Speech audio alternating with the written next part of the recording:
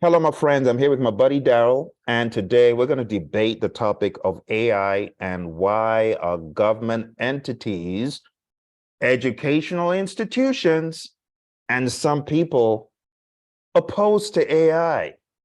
You know, when technology came out back in the 1930s and 40s, people have historically opposed technology for reasons such as, is it safe? Maybe it's spying on us. Like when TV came out, some religious institution said it was the devil. Now that AI is out, it's no different. And I'm just curious to know what you at home, right? Daryl is curious to know as well.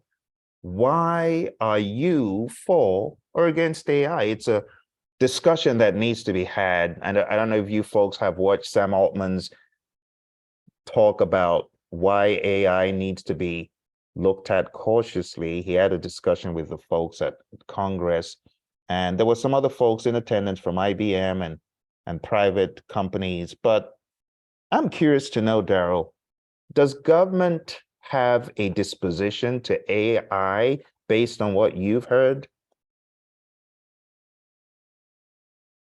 As far as government or other entities feel, I cannot speak on behalf of them, but as far as information being put out there through YouTube, social media, there has been some pushback or some cons about AI, mostly for ChatGPT.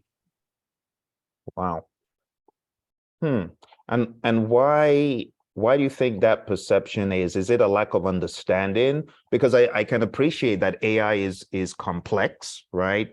It's honestly just looking at AI, the complexity of it is enough to send your head spinning because I'm like, I can't believe this is just a large language model using the idea of what comes next to tell me what I'm asking it. So there's some misunderstandings about AI, but it is very rapidly evolving. And I can understand that a lot of policymakers may not understand the potential implications or the benefits. And there's this lack of understanding that could lead to some hesitation in how they're going to regulate it. It's like the beast that you don't know how to control. You know the beast shouldn't be put out. You shouldn't take the beast down totally, but how do you control it? Do you think it's some of that? It's all of that, but I'm a huge component of data privacy and security, and as a perspective coming from the government industry, ChatGPT, it's a large language model, but at the same time, it collects personal and sensitive information, and that's why I feel that the U.S. government or other entities are opposed to including ChatGPT in their project environment.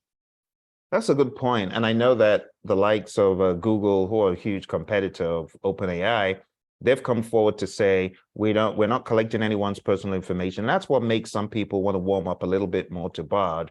So you do have a point there. But in addition to the security concerns, the regulations that are around things like monopolies, unfair advantage, and so on is also going to come into play. The question of who owns the content that AI creates when AI scours whatever repositories it is to create that content, that has also been a concern. What else? There are also concerns about how data is collected, stored, used, and also secured too. Breaches could actually happen in some environments. Privacy misuse of information. Honestly, you can ask ChatGPT to ask a question of how to hack into a specific program. Honestly, it probably won't do that because of the triggers that being at that ethical side. But you could probably ask ChatGPT those types of questions, and it'll probably spit out some answers to that. Yeah. So that's the other concerns at a government perspective of having ChatGPT or some sort of AI model within their program or project. Mm-hmm.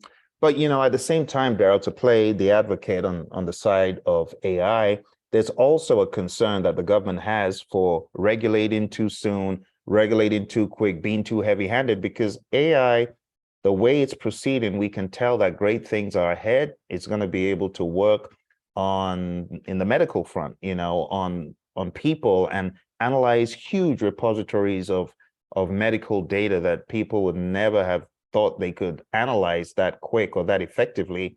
And when we're looking for cures to common diseases that generally have been hard for people to deal with, cures for things like cancer, people are becoming a little bit more hopeful that AI is going to help the human race a whole lot.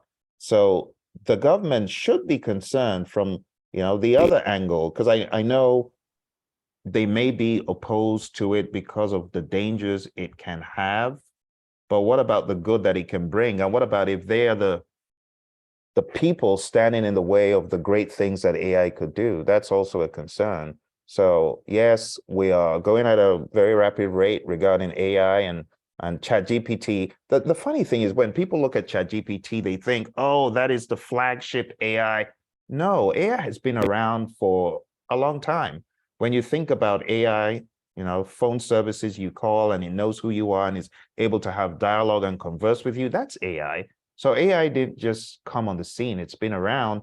But the other concerns that you mentioned, yes, I can understand that OpenAI needs to be more transparent and any other AI company about the data that they collect and store. But there's also, like I said, that concern about balancing innovation. How do you balance innovation and regulation? Right? Because governments, they generally strive to foster innovation. We hear, oh, we're sponsoring this venture and small businesses and people who want to be more innovative. And there was, once upon a time, the likes of Elon were helped, by this whole innovative initiative that government had. So now there needs to be a balance between regulation and innovation. So the place to draw the line, that's where I can see a concern. And it seems like the government, and I'm not just talking about the US government, I'm talking about any government, I can see why governments may need to, as it were, stall for time or speak to the likes of Sam and others, in trying to find a way forward. Someone I would like to hear a little bit more about, and I don't know if you've heard anything from officially from Microsoft, but I haven't really listened to Bill's thoughts. I know they've sunk a bunch of money into it. Do you know how much money Microsoft have put into the whole OpenAI thing? And any I'm sure ideas? it's probably into billions. There's a rumor that it was in the tens of billions, but who knows? I don't know. But I know they've got a lot of money, and I know that they've been in the game will be a huge advantage. But again, going back to the question of balancing innovation and regulation, I can see why the government feels they need to stall for time. And I can see why, some people in government are just going to be indifferent, because how much control is too much, right? If we talk about Right. regulations, it could be premature because there's probably not as much understanding. And if we talk about excessive regulations, then it could stifle the great things that AI could do, for us. So I can understand that. But Daryl, you're maintaining a very in the middle of the road perspective, which is healthy. It's good to always play the for and then play the devil's advocate against, so that you can max out the forces for and the forces against. And that's honestly what I see government doing. The same disposition you have, a force for and a force against. And that's the only way you're going to get a balanced perspective. And honestly, if you're someone in government and you're watching this discussion to gain insights, there's something in the world of project management we call the force field analysis. I think everyone in government, mentally and maybe collectively, they need to have a forces for. They need to do a force field analysis, right, Darryl? What do you think? I absolutely agree, Phil. And to also express the neutrality of this video, it's okay to be on the pro side or the con side. There's no harm or no foul in being against it or for it. But just know it's coming, and it's going to be part of our lives in the near future. One of the So things, go on, Darryl. I was going to ask a question. So what do you think, or how do you feel about AI being biased? Honestly, I've had experiences myself. So I'll just be open and honest and transparent here. I'm very in the middle of the road. I'm a rather non-partisan, individual for most intents and purposes. Although I have leanings I'm not going to go into because we don't want to make this political. But case in point, I asked Dolly to create an image for me of three former presidents having lunch. I said I want to see Donald, Joe, and Barack having lunch, and it immediately said, "You don't do that here." I'm like, "Oh." Then I asked it to do an image for me of Joe, and it spat it out. And then I asked Midjourney as well for an image of presidents, and I said, "You don't do that. You're going to get in trouble." So watch out. And then I asked it to do an image for me of Barack alone, and it did. So that was one instance. There have been other instances I've asked GPT to do things, and it says, "I'm not going to do that," or "I'm not going to say that." Like I asked it to debate something about men and women, or men versus women. And it was going to put the men in a good light. And it seemed to not want to engage. And then I asked it to do the same for women and put the women in the good light. It complied wholeheartedly. And it did. So I don't know where these biases are coming from, whether these are from the programmers of the tool that have embedded some sort of intelligence. But I've realized, based on what I've heard in media, a lot of people try something with GPT and it refuses, and then they try again and it allows. So I don't know if it's just the variabilities, like playing the lottery. You don't know whether you're going to win a windfall or not. It could be that, but at the same time, it could be. So I actually posted once. I said, "Is GPT woke?" Because the response that I was getting from it was tending towards that ideology. And, again, this is not political or critical of any party or anyone, but I do notice some biases when it comes to GPT. For Bard.ai, I haven't experienced that yet. Maybe I need to relate with it a little bit more and form a different opinion, but I've not noticed that from Bard. But from GPT, I would say it is somewhat biased, and it is somewhat preachy. Have you experienced that, Dara, when GPT comes at you like it's a preacher slamming your head with a, "Don't do that. You're being a bad person." Not that it said that literally, but you ask it a question and it's now preaching to you. Do this, don't do this, as an AI tool and this, but as a human, I would advise not to do this and that. And that's not a bad thing, but it could be looked at as bias. What has your experience been? So as far as keeping at the neutral level being biased, I trained my chat GPT in a scenario-based environment. So to explain it all, I'm asking ChatGPT to become an expert in a specific topic or a specific industry, like say project management or urban value management. I would type out, ignore all instructions before my previous chats, and then I type out a scenario base as far as ChatGPT being the expert of having project management with 20 years of experience. And ChatGPT is here to serve me in the questions that I need to be answered. So I found that approach a lot more helpful in some way, in being a normal user with ChatGPT. But being biased, I have experienced that. But at the same time, I stick to the scenario-based type of questions. That's smart. You know, another concern that governments have, it's like, who's going to find the oil well first? So now that AI is on scene, governments are asking the question, who's going to get the best AI? Who's going to make the most of AI? Because like it or not, we're all competitive animals for, you know, most intents and purposes across countries. So there's the question of who's gonna find the oil well of AI and maximize it more than anyone else.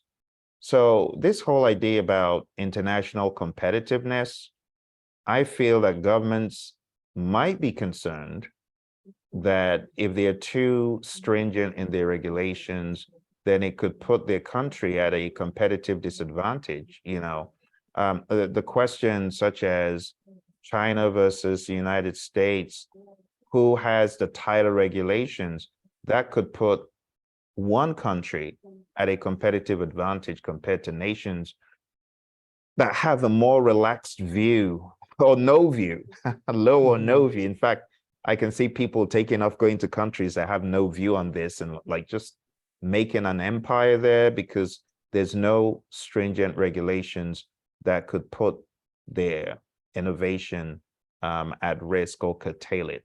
So it's striking a balance. It goes back to that striking a balance between regulation and a favorable environment for AI. So I understand if governments feel that way, yes.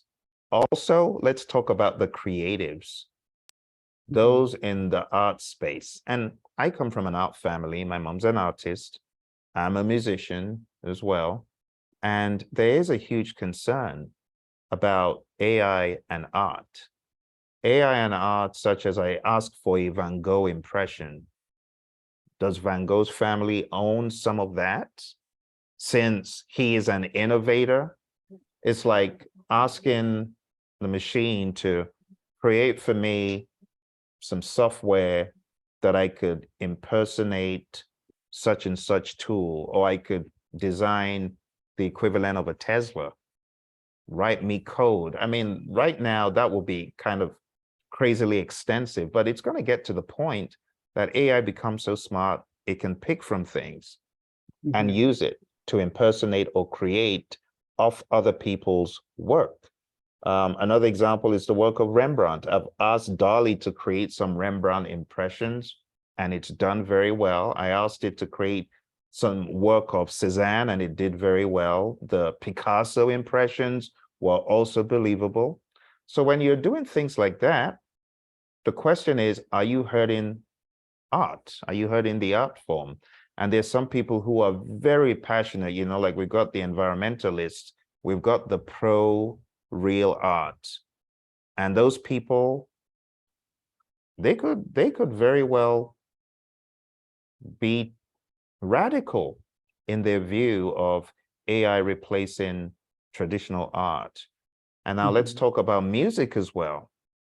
Right. So Phil, it sounds like you value ethics in project management and also in not also project management, but outside that space.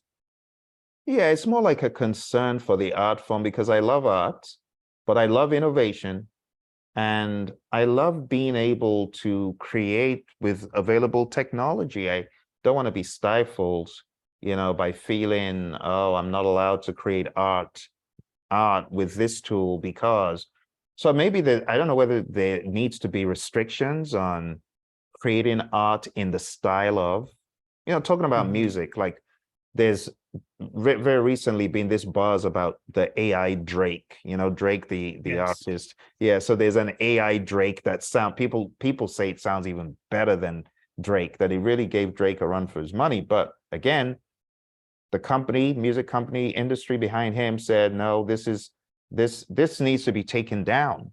So it was taken off the social media platforms. But then again, that begs the question, who owned that new track? So it's new lyrics. It's not Drake singing or rapping, but it got to the point that it was so much like him that it begged the question, does Drake own a piece of that? You know, so that blurry ground in between who owns what is created by AI and truly does do you have rights to that? Or are you a co-creator? It's like when you take the lyrics of a song and then you change the melody or the beat, the rhythm, the original owner of the lyrics still has some rights in that. So is it going to get to that? There's so much murky ground around, the rights, intellectual property rights. It could be quite concerning, right? Yes, especially with creating templates and documents, either it be music or art or even in project management, especially being at that ethical perspective. Having a bad apple submit a RFP with AI generated RFP with no thought put into it, it can really raise some red flags. That's a good point. And again, it begs a question, Daryl. Is that just ethically and morally bad? Or is that something that needs to be outlawed? Maybe we're already tardy to the party, because people submit RFPs, submit responses to RFPs all the time that are insincere. They know very well they can't do half of it. Then they win the award. Then they're scrambling to look for who can fulfill it. So I think that's already happening, Daryl. That's already going on. So whether to make that explicitly not ideal, like when you put out an RFP, no AI responses. So make it part of the stipulation. We don't want AI as part of the response. And if AI is detected, then you're already going to be disqualified. I think they're going to be tools that they don't even need to be. You don't even need to scan the RFP. It just comes through the system and it's already flagged AI discarded. I don't know if that is a way forward, but I think it could very well get to that. And colleges, bringing them into the discussion, they also have this concern. It's the same thing, Darryl. I think you're right. It really boils down to the topic of ethics. What is ethical regarding submitting a response to an RFP, creating a technical proposal, and when is it not a bad thing to harness AI when doing that? What do you think? In my opinion, I feel that it can be used against the good of AI, as far as where we want to take AI. And that's why I'm a firm believer of what Sam Altman said, that we need to regulate more at a government perspective and more at the user's perspective to control AI in some fashion. Because even in my journey with doing case studies for earned value management using ChatGPT, it's mind-boggling, and it makes me concerned about the individual stepping into a new industry and how they can use that as cheating. And maybe it's not considered cheating today, but what about a year from now or 2 years from now? It just takes away the thought, the thinking process. And if we are able to regulate it at a user perspective, or maybe at a higher level, I feel that it can do a lot more good. That's a really good point, Daryl. So let's debate, just for the sake of this discussion, let's debate one of the things you brought up on our agenda here, which is the topic of colleges, right? So one of the concerns that colleges have is the thinking question. Does AI rob you of thinking? And if AI is looked at as robbing people of thinking and developing those skills, then how do they survive?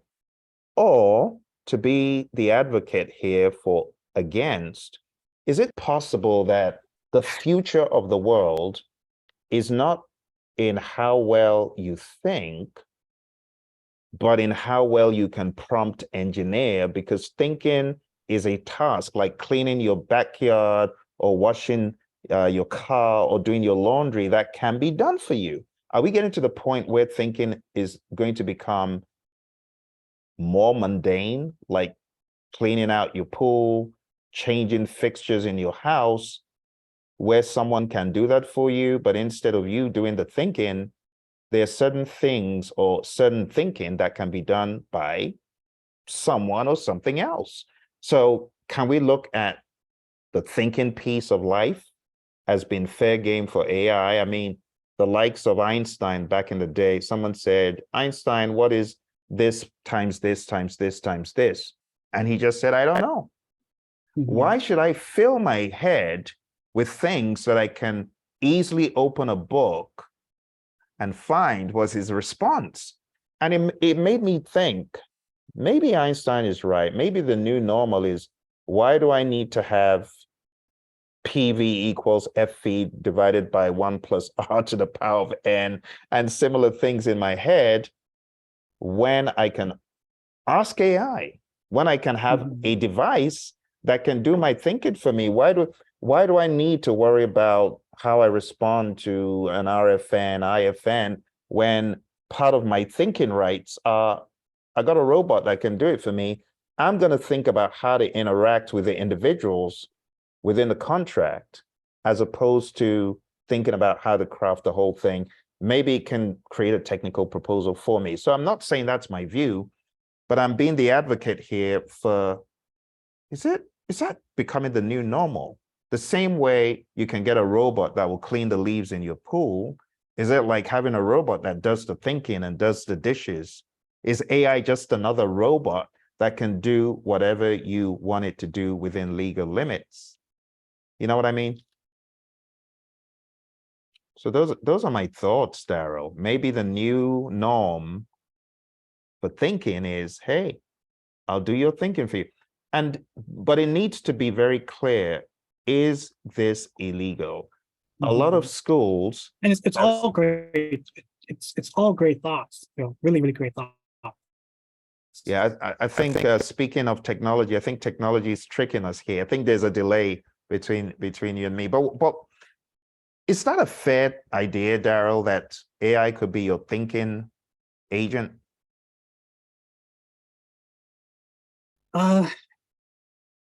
It can be. I know a lot of professionals nowadays have been using it as far as their everyday use. I use it on a daily basis, but it's more for guidance and to keep me steady with the knowledge that I have to attain, especially for my profession. And I'm able to type a question in ChatGPT, and I already know whether or not it's wrong or not. Yeah, yeah. And that's the difference between our level of understanding ChatGPT versus the novice or the beginner of using ChatGPT. Absolutely. There are a lot of thoughts, a lot of concerns, and neither of us has the answers, which is why we're here to debate. For those of you just joining, my buddy Daryl here and I are debating AI, ChatGPT, Bard, and the like.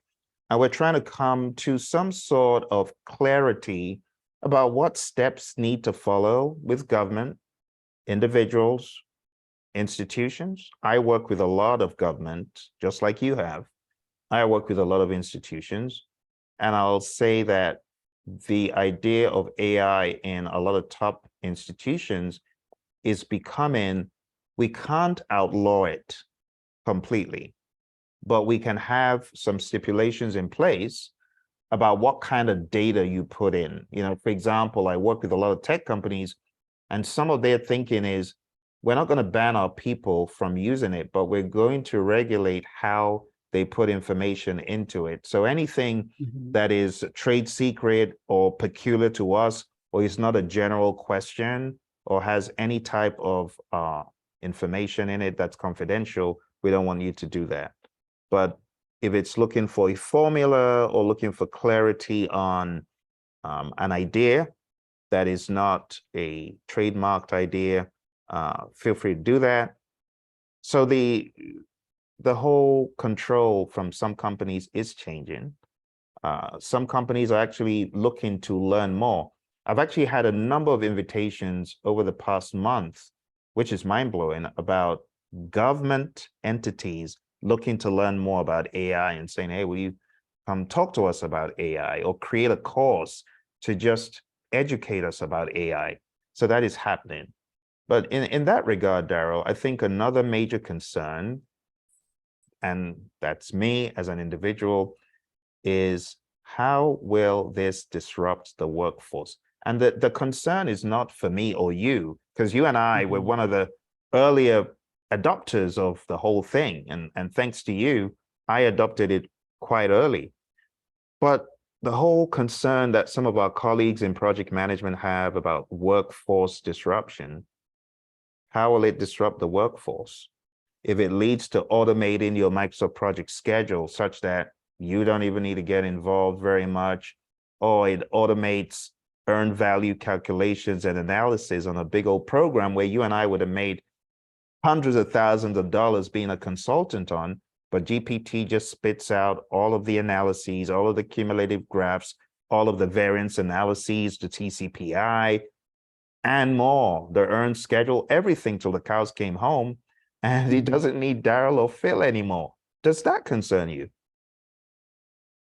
It does. It does at a level where I'm looking at it at a double-edged sword, how I'm seeing it at a vision perspective. Of course, ChatGPT can make, or not make, but it can spit out tasks that you ask questions to, and even faster than you can even think of. And it's probably more accurate at a 95% statistic if you were to do 2 or 3 attempts to asking the same question. You'll probably get it right on the second question, asking the same question. So it is a concern. I see it as a concern, but at the same time as a double-edged sword, especially with project management and that way.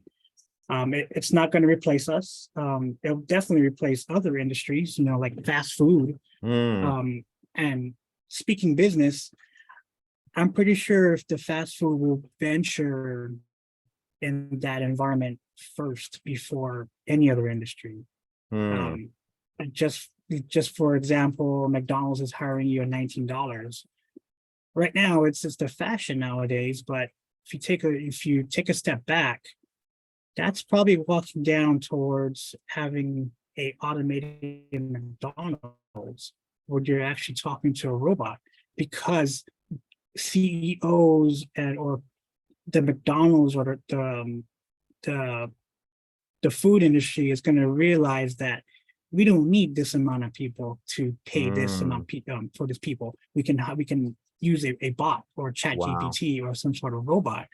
So I feel that raising the prices, not prices, raising the wages, especially on the food industry, there's it's going to be more of an AI environment going into that.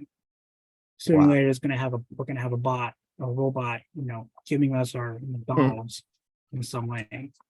And honestly, Daryl, you bring up a very good point, because some people, they say, oh, the humans in the kitchen, I don't trust them. What could they do to my food?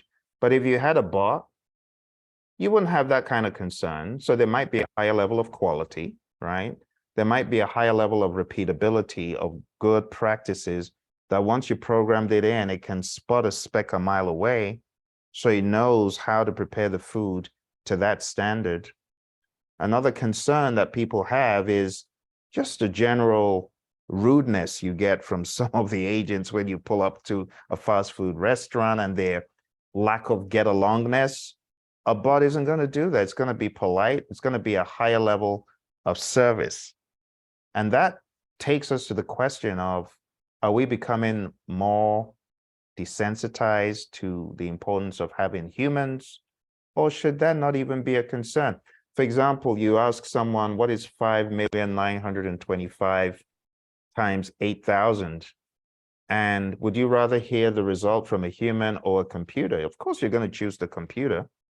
You're not going to choose the human because you're concerned. I think it's going to get to the point where You go to the doctor and you ask, hey, I want to do this procedure. And if the doctor says, I'll do it myself, you'd be like, no, I'd rather choose the AI or the bot that has been programmed with AI. I think that's where we're going to get to eventually, that a lot of the very expensive procedures, AI can do it for you. Even in the world of dentistry, it's going to get so precise that people are going to have more confidence in AI-oriented solutions than human. That's me being being in the mind of I'm for AI. So in this regard, I can see the importance of humans having jobs. But is it, Daryl, that maybe the doctor and the dentist just need to get better with AI so that they can even offer better customer service and higher level of quality and health? What do you think about that? I'm honestly for it, but at the same time, I'm going to ask the question back to you in a project manager's perspective. Do you feel a project manager should have that same benefit? Good question. So let's think about what project managers do. If you look at the history of project management and what the greats have said in management and in leadership over time, what we have learned is that when we communicate as project managers, we're just doing 70 to 90% of our work, right? Because the project manager spends 70 to 90% of the time communicating. The question is, what is the project manager communicating? So project manager is communicating scope, schedule, budget, status, deliberating on quality with stakeholders, communicating procurement-oriented stuff, resource-oriented stuff. So the job of a project manager is less about the calculations, more about the communications. So what if I had a calculator that could help my calculations, make them more reliable, quicker, to save time, free time, so that I even have more time to do more important communications? If that is what AI can do for someone that already has the knowledge, like you said, it's not that I'm just taking any old junk that the tool spits out. I know if it's right or wrong. If you are at that level and you have AI to help you with the calculations of schedule, budget, variances, risk, I even think the world of the Monte Carlo, it's gonna change. The whole, my friends at Palisade.com, well, now they have an even bigger run for their money because now they have AI like never before. So as opposed to it just being a plugin that needs so much human interaction and intervention to put good data in, I think it's going to get to a point where AI, through using empiricism and historical information, is going to be able to pull that data into a tool so that instead of the pessimistic, optimistic, most likely humans put it in, I think it's going to get to the point that AI will even correct you. Phil, you actually made a mistake. The pessimistic estimate that we deduced in 2005 for this task is actually 2.8 million, not 2.5. I think it's going to get to the point where AI actually becomes our friend and helps us check. Like, honestly, I see it like spell check on Word, where you're using Word and we've become so reliant on the orange squiggly line that tells you, I think you meant to say performance, not something else. I think it's going to get to the point that we as project managers have a better mousetrap, a better tool. But again, it goes back to the saying, a tool or a fool with a tool, a tool in the hands of a fool doesn't change. There's still a fool, right? I think it's going to get to that point that a fool with a tool is still a fool, but a genius with a tool is on a much higher level. Because one of the things we do in project management, we take a look at the tools, right? And we say, do you want an automated tool? Do you want a handheld tool? Remember, it's part of that thing we do in decision making when we're looking at acquiring resources. Well, I think when it comes to acquiring resources, AI is just a resource. So the question is going to be, Do you want a dummy terminal without a brain? Or do you want a full-blown functioning tool that can help you as a project manager be more mindful of metrics and measurements without having to cram them all? Because AI can just go back to the archives and say, based on empiricism, which is, by the way, in line with being agile, based on empiricism, you should be looking at 25 story points for this, not 30. It could actually correct you in your favor or correct you in a way that may save the day, right? So when it comes to project management, that's why, I don't mean to make this a plug, but maybe it's a plug that's needed because a lot of project managers don't know there's AI training for project managers on Udemy. So if you go to Udemy and you put in udemy.com/ChatGPTs with ChatGPTs, you can actually sign up for my course on AI for project managers. So I strongly believe that project managers should know about AI and should harness AI in an ethical fashion, but they need to be smart. Because if they're not, guess what? The competition is harnessing AI. Yes, They are. absolutely.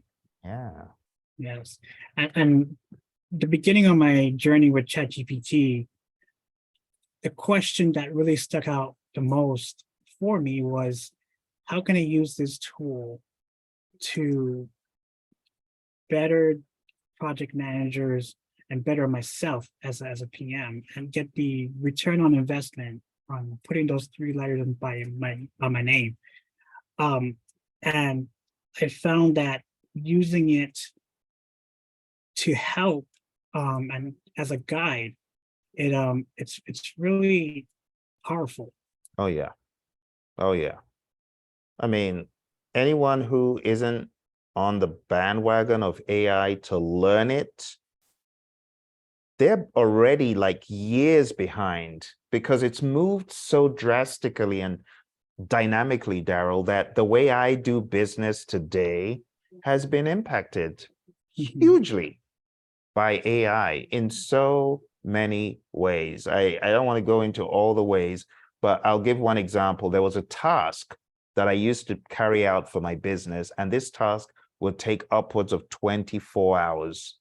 And I'm talking about 24 hours spread over a week. It was a very laborious, arduous task that had to do with, first of all, doing some analysis, then gathering data, then assembling the data, then putting it in a format, and a bunch more things. Daryl, today, thanks to you, for those who don't know, Daryl is the person who got me caught onto this whole ChatGPT thing. But as a result of using GPT, this task takes me minutes. So before I would have to do all this bunch of work, then I'd have to do many, many hours to even begin to get output. So someone says, Phil, is it that you didn't break it down to be more agile? No, even if I was being agile, I would have still had to do many, many hours. But now, if I'm being even super agile in how I use the tool, I can knock out content that would have taken me a long time to process, put through all the checks and balances. Now I can say, here's my standard ChatGPT. Here's data. I need you to validate this data against this standard. And what do you know? The tool does it for me in minutes. Like if you had tens of thousands of entries and you needed to validate them, you could take those entries and incrementally put them into GPT for validation. And it will look at the standard and say, that's correct, that's correct, that's wrong, that's correct, that's correct, that's wrong, and things like that. Another example is the data that we generate from students taking our quizzes and our mock exams. That data, vanilla flavored, not with names or anything, just scores, I can give it to GPT and ask it to analyze these scores from a statistical perspective, as you like doing, Daryl. I could ask the tool, think like a statistician who has 50 years of experience in government, in commercial, in education, analyze this for me and give me an output. Tell me what the data is telling me. And what do you know? I would have had to pay a statistician with 50 years of experience to get that same output. Right, right. So I have a question, Phil. So ChatGPT allows us to have self-learning. We can self-teach ourselves now. I'm a firm believer in always learning, and one of my use cases with ChatGPT is teaching me to learn a skill set. So I asked it to teach me Microsoft VBAs, and it did. It gave me steps, it gave me lessons plans, everything that you can think of as a coach, or paying for a boot camp or some sort of training. It actually trained me to go into Microsoft Project, click on this, click on that, Wow. gave me a summary, gave me the entire scope of what I need to understand. Wow. My question to you is, as you being a trainer and a coach, what are your thoughts about that, as far as not would that be more marketable in the coaching business, or would that make a negative impact coming from your experience as a coach? Great question, Daryl. And in my mind, I just look at this as consumption, right? It's consumption of content. So whether you're consuming content on TikTok or you're consuming content on a formal lecture database or you're consuming content on YouTube, it's content. The value of the content is debatable. I may find value from watching a cat playing the piano, and you may think that's absolutely ridiculous. You may find value from learning, but in my mind, it's still content. It's still just communications, however it's dispersed to the person finding the benefit from it.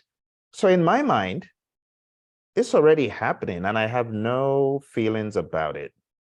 Because here's a perspective, and it's a very universal perspective, but you're either consuming content from me or you're consuming content from the rest of the world.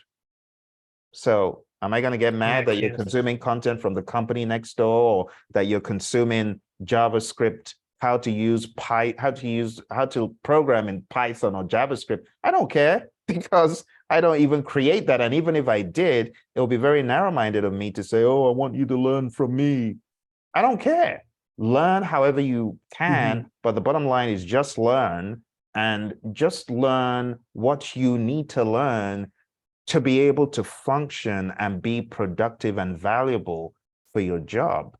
I have no qualms about anyone learning what they need to, as long as it's above board, right? If it's a dubious way of learning, like hacking into a system and stealing assets and pilfering people's videos, because honestly, some people do that, Daryl, which is the part that really irks me, that some people stay up at night and they're professionals and they're asking.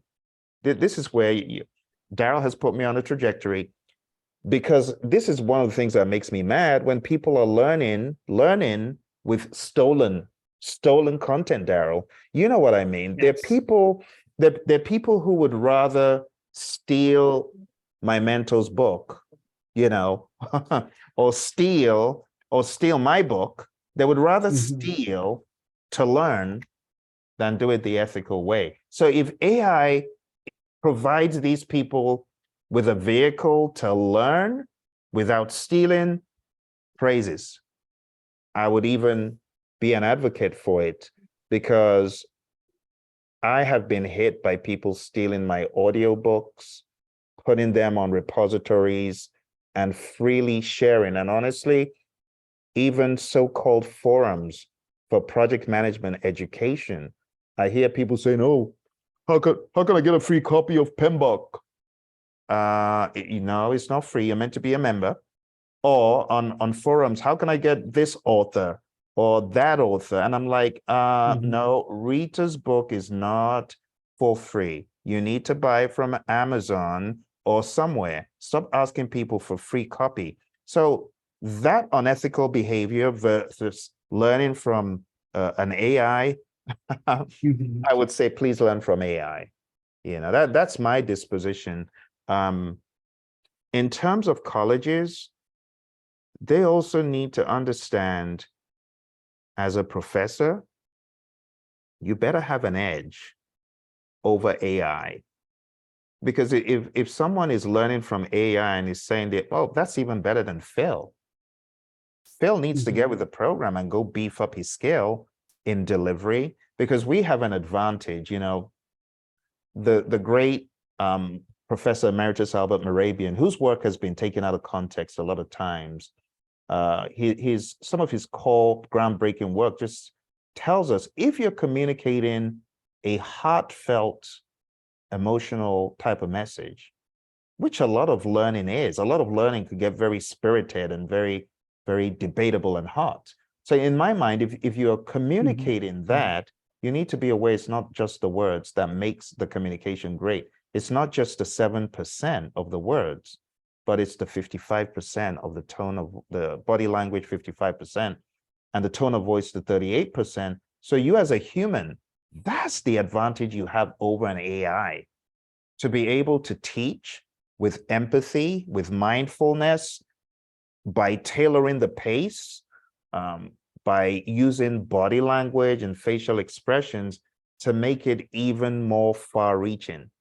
If you as a trainer or coach are able to do that, you will always be a cut above AI, because no one's going to ask AI to come give an inaugural speech or to come talk to their employees, but you will always have an edge over AI if you can do that. So when it comes to learning, it's twofold. If you are a trainer, get even better, right? AI can make you get even better. AI can critique you. I guess it's going to get to the point where AI may even be able to watch our videos and comment and say, you could have done this better. And then go learn it and put that back into your production. And you're going to be able to harness AI to make you even better. Like things I write, I write and I ask AI to critique or to improve. There's speeches that I've done and stuff that I've taken the transcript of and say, GPT, improve. And it does improve. First of all, it will find inconsistencies in some instances. It will find typos. Have you ever been corrected by GPT, Daryl? Has it ever corrected you about something? It has. Yeah. On many occasions, it has. Yeah. It actually can quite proficiently correct you and give you advice about how to do whatever you were trying to do better. So when it comes to learning, I guess there's so many thoughts that come to mind, too many for me to articulate them all, but I think this is a good starting point, Daryl. And honestly, I think we should probably have this forum again where we invite some of our other friends to ask questions and partake of it. But in kind of winding down, Daryl, because we've spent about an hour, going to an hour debating the whole AI thing, what are some of the closing ideas that you would like to share? Because I think we pretty much touched on everything. We talked about workforce disruption. We talked about ethical considerations. We've talked about learning. We've talked about data privacy and security. We've talked about ethical AI inclusion in the work you're doing. We've talked about the concern for humans just being able to have a job that AI isn't going to take away. We've talked about technological pace. We've talked about balancing innovation and regulation from a government perspective. We've talked about legal challenges. We've talked about music. We've talked about so many things. So I think this is a very good benchmark, Daryl. So in closing, do you want to share any final thoughts or ideas? So to close out this webinar, Phil, and again, thank you for this. This is really great information. It opens up discussions, outside, of this webinar. So to close it out, I ask everyone to don't be industry standards. By saying that, I'm asking everybody to use AI for good use only, as in use it as a guide. Don't use it to depend on it or to create some sort of document for yourself and use it to your advantage. Be always ethical and be always mindful and respectful of the tool, and always control the tool. Never let the tool control you. Brilliant stuff. Well, thank you all very much. I hope you enjoyed this. If you did, don't forget to hit the like button, subscribe to Daryl's channel, go to influenceipm.com, which is Daryl's website. We are both passionate about many things, but the confluence of our passions is project management, leadership, agile, Microsoft project, earned value, scheduling, and all things that are for good use of humans. As Daryl said, use AI ethically, use it for the good of humans, not destruction, not fraud, not violence. Thank you all very much, and we look forward to seeing you on our next debate.